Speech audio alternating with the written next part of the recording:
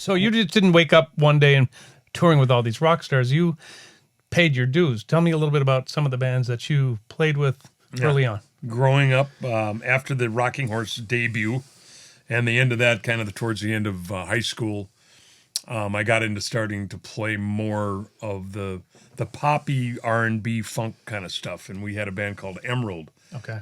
with Patty, our sister, and with a great bunch of guys. They're all older than me. You know, they were in their 20s, and I was still a young kid at the time.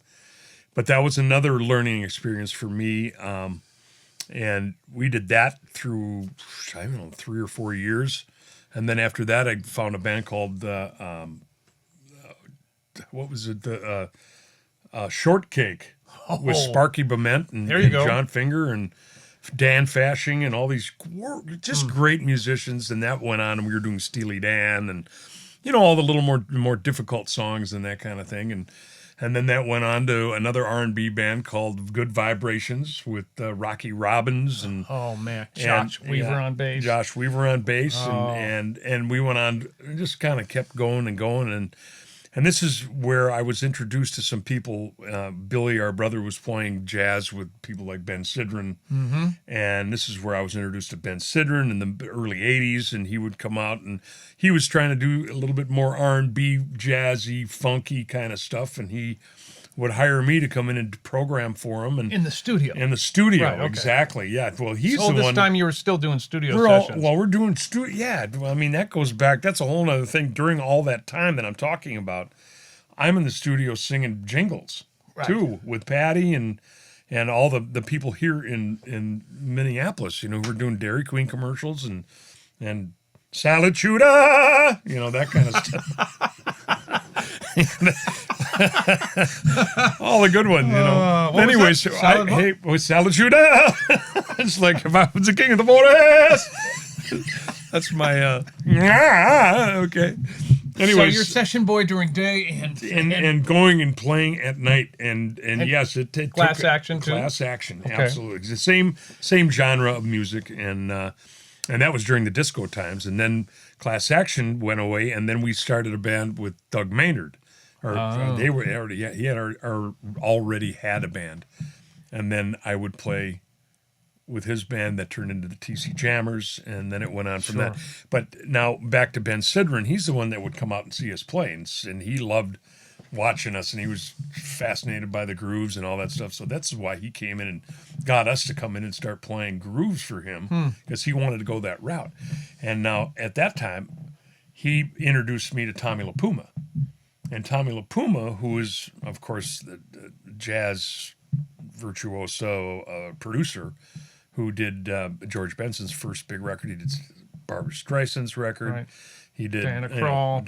Just all sorts of people. But the nicest guy in the world. The poor guy had to come and to meet me. Ben brought him to meet me, which was hilarious because my brother Billy and I lived in a place we called the Portland Arms. Oh, yeah. So the Portland Arms is right down here in Minneapolis, South Minneapolis, and the place was not beautiful. It was funky. It was super funky. I think I had Fred the mouse living in my mattress. You had neighbors, and they were mice. But this was the only place that you would walk into that was so ghetto.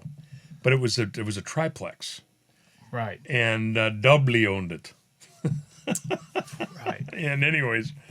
So Portland Arms was a place in South Minneapolis that was pretty funky. But it was the only place that we had. Billy and I lived there with a couple other people. It was a triplex. There were, different apartments in there. But we were the only guys who had, kind of a ghetto house that had the front porch was completely broken. Yeah. And you could easily fall down before you get into our door. Right. But you open our door and there's a beautiful, lovely C7 grand Yamaha piano with a B3 in the corner. a set of drums, great amplifiers, about 8 basses, a huge television set. I mean, this is after we had made some money and did pretty good in doing commercials and stuff. Right. And a Corvette out front.